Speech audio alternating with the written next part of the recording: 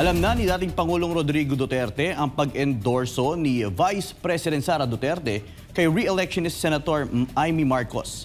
Ano naman kaya ang naging reaksyon ng dating Pangulo sa kontrobersyal na hakbang na ito? Alamin ang buong detalye sa report ni Anton Cero. No comment lang si dating Pangulong Rodrigo Duterte sa ginawang pag-endorso ni Vice President Sara Duterte kay re-electionist Senator Amy Marcos ayon kay Hanelet Abansenya. Muling nabisita ng mag-inang Hanelet Abansenya at Kitty Duterte si dating Pangulong Rodrigo Duterte sa kanyang detention facility sa International Criminal Court o ICC. Sa kanilang pagdalaw, ibinahagi ni Hanelet na nananatiling matatag at maayos ang kalagayan ng dating Pangulo. Patuloy niya ang kanyang panalangin at pananalig na isang araw makakalabas din siya sa pagkakapiit. Okay na siya. Nag-pray me and iyon na siya. Kagawas na gudagli siya.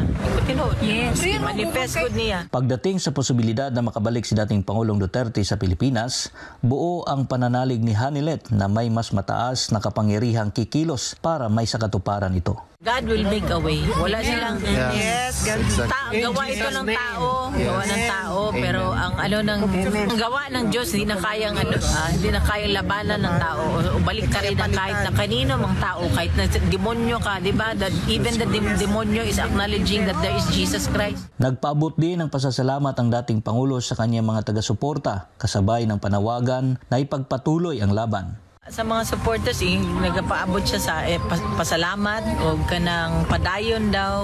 Ginainag yun na mabuhay ang Pilipinas, mabuhay ang kabalokan the word mabuhay, di ba? Mabuhay ang Pilipino.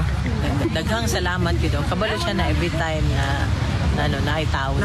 Samantala, ibinahagi ng mga Pilipino sa Netherlands kay Hanelet ang kanilang mga alalahanin hinggil sa posibleng mangyaring dayaan sa darating na halalan sa Mayo 12. Ayon sa kanila, may takot silang muling maganap ang mga hindi pagkakapantay-pantay at pandaraya sa proseso ng pagboto. Gayunpaman, maring itinanggi ni Hanelet na may kakayahan silang manipulahin ang halalan, lalo na kapag ang dami ng boto para sa mga kandidatong iniendorso ni dating Pangulong Duterte ay malaki at overwhelming. Sa kabila ng mga isyong ito, naniniwala si Hanelet na hindi na ito magagapi o magagambala kapag ang boto ng bayan ay tunay at malakas. Kana galing tikas, they can only do so much. I am telling you, they can only do so much. Pag overwhelming gani ang kuan boto, dili na nila makaya. Yes, that's correct. Na nila they can only do so much. Nitabo na ito una sa panahon 2016.